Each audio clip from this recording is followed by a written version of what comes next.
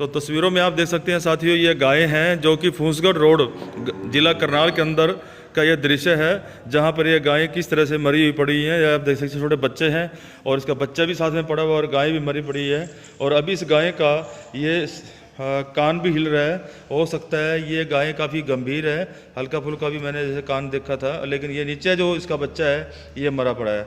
लेकिन एक और आपको बता दें कि गाय को अफारा आया हुआ है, जैसे ही कोई कुछ फूड पॉइजनिंग हो या कोई चारे में कुछ ऐसा दे दिया गया हो, या किस तरह से गायें तड़फ तड़फ के जिस तरह पड़ी हुई हैं। और गाय के पेट देखिए किस तरह से ये पड़े हुए हैं। और ये देखिए छोटे छोटे बच्चे हैं, कटड़े हैं, सभी के पेट फूले हुए हैं। और ये देख सकते हैं तस्वीरों के अंदर, और ये मुंह से झाग भी निकल रहा है। ये देख सकते हैं तस्वीरों से, ये झाग भी निकलता हुआ नज़र आ रहा है। ये देखिए तस्वीरों में साथियों देख सकते हैं, ये गाय के मुंह से झाग निकल रहा है। ये देख सकते हैं तस्वीर में झाग किस तरह से वे बुलबुले आते हुए नज़र आ रहे हैं। और किस तरह से गाय की जो टांगे हैं, जिस तरह इंसान एक बाजू अपनी मोड़ लेता है, तड़फ तड़फ कर मरता है, उस तरह से ये गायें मरी पड़ी हैं। और ये देखिए किस तरह से ऊपर नीचे हुई पड़ी हैं, ये आप तस्वीरों में देख सकते हैं। ये है गौशाला का हाल, जहाँ पर लोग एक आस्था मानते हैं कि गौशाला में दान दीजिए, गौशाला में गायें छोड़िए। और ये सभी गाय के नाक से झाग निकलता हुआ नज़र आ रहा है। ये देखिए तस्वीरों में ऐसा लग रहा है कि जैसे इसके अंदर हवा है और कोई न कोई कहीं ना कहीं सांस अटका पड़ा हो।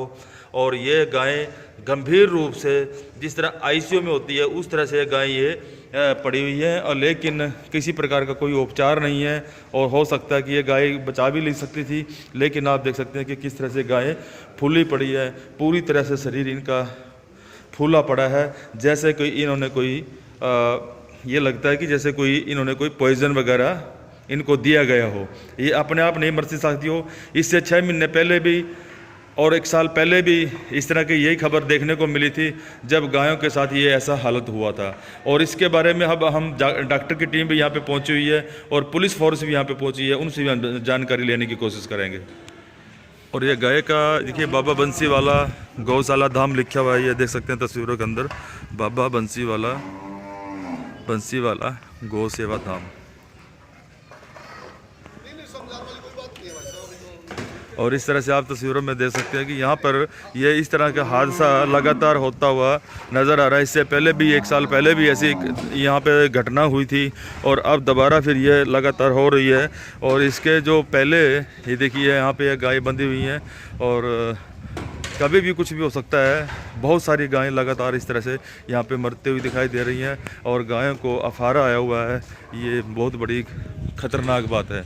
हाँ जी सर, क्या कुछ ये घटना देखने को मिली है, जिस तरह से काफ़ी गायें 1 साल पहले भी ऐसा यहाँ पे हुआ था, लेकिन दोबारा फिर ये ऐसी घटना हो गया, क्या कुछ करना चाहेंगे? क्या कुछ आपको देखने मिला तफ्तीश में, क्या कुछ देखने?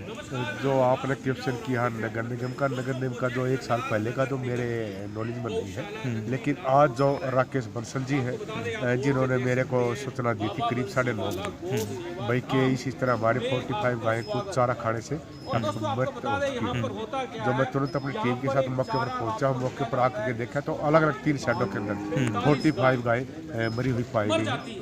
जो मौके पर पहुंचने के बाद ही मैंने उसी टाइम अपने वेटरनरी सर्जन को इन्फॉर्म कर दिया है और एग्रीकल्चर को भी सूचित कर दिया गया, ताकि चारे का और गाय का जो सैंपल लिया जा सके, ताकि एक क्लियर स्थिति आ सके भाई रीजन क्या रहा है। तो उसके बाद जो इन्होंने कहा था भाई चारे के बारे में इन्होंने कहा था कोई महेंद्र नाम का कोई आड़ती है जिससे हम चारा लाते हैं। तो महेंद्र को मैंने कवर करने के लिए अपनी टीम को भेजा गया है। अब डॉक्टर साहब की टीम मौके पर आ चुकी है, पोस्टमार्टम करवाएंगे।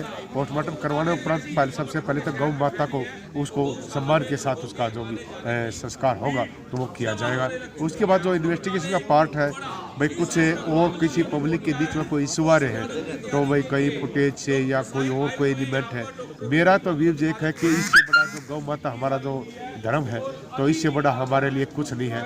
जिसके अंदर कोई भी कल्प्रिट मिलेगा, या कोई मैनेजमेंट वाला मिलो, या कोई बाहर वाला मिलो, या कोई चारे वाला मिलो, तो किसी भी सूरत में बख्शा जाए, सख्त से सख्त कार्रवाई करके सख्त से सख्त सजा देंगे। जितनी भी गाय मरी पड़ी है सबके मुंह से झाग निकल रहे हैं, और अभी झाग निकलते हुए नजर आ रहे हैं। क्या लगता है कि डॉक्टरों की टीम ने क्या इशारा किया है? पोस्टमार्टम तो बाद की बात है, फिलहाल क्या इशारा किया है डॉक्टर? ऐसा है, देखो ये स्थिति तो क्लियर तभी कर सकते हैं जब एक पोस्टमार्टम हो जाए। क्यों?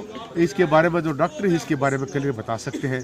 मेरा जो फर्स्ट प्रायोरिटी था, मैंने FIR लॉन्च कर दी जी। है और जिसके अंदर जो भी कल्प्रिट मिलेगा उसको किसी छुट्टी बख्श। FIR जो है ना किन किन धाराओं में लॉन्च की है ऐसे? FIR है फिलहाल 429 IPC के तहत की गई है। तो उसके बीच में भी जो ड्यूरिंग द इन्वेस्टिगेशन को जुड़ता चला जाएगा या जो भी होगा, जैसे भी हमारे सामने साक्ष्य आते चले जाएंगे, उसमें ऐड किया जाएगा। तो ये गौशाला का संचालक कौन है इस टाइम यहाँ पे? गौशाला का संचालक है तो एज इस टाइम पर मैंने आपको बताया राकेश बंसल जी जो यहाँ राजेश बंसल जी जो यहाँ एज ए प्रधान बैठाए गए हैं, लेकिन जो इसकी मैनेजमेंट है, जो इसका जो टेंडर है, वो नगर निगम के अंदर आता है।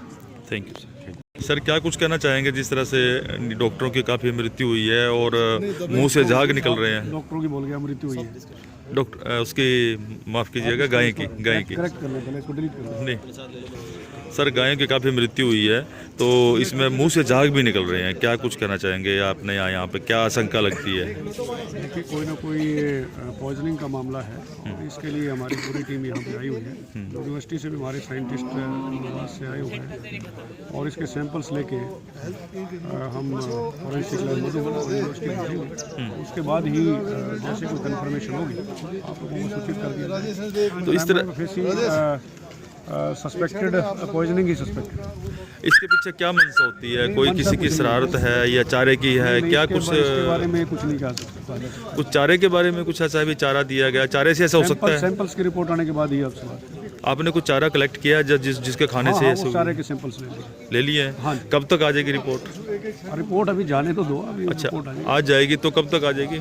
मे भी अब विद इन अ वीक हम आपको बता देंगे। इसके ऊपर क्या संज्ञान लिया जा सकता है अगर ये पॉइजन साबित होता है, कुछ भी साबित होता है? क्योंकि 45 गायों की डेथ हुई है, तो क्या कुछ एक्शन लिया जा सकता है आपके डिपार्टमेंट की तरफ? जो भी लीगल प्रोसीजर है उसके अनुसार कार्रवाई करी जाएगी। SHO साहब यहीं आए हुए हैं, उन्होंने पहले ही FIR लॉन्च कर दी। FIR आपकी तरफ से हुई है या किसकी तरफ से हुई है? हाँ, वो SHO साहब इसको एक बार आप पूछ लें। अच्छा, तो हम इस काम में लगे हुए पहले ही निपटा लें। ठीक है। इस तरह से दूसरा सेट है दोस्तों, इसमें आप देख सकते हैं कि किस तरह से दुधारू गायें थी और ये किस तरह से फूली पड़ी हैं और ये सारी की सारी डेथ हो जाती है। इस तरह से ये दूसरा सेट है और ये पहला वाक़या नहीं है। इससे पहले भी इसी सेट में जिस टाइम में उस समय में जो प्रधान थे इसके कृष्ण गर्ग जी हैं, अब राजेश बंसल जी बताए जा रहे हैं और ये नगर निगम के अंडर में आता है।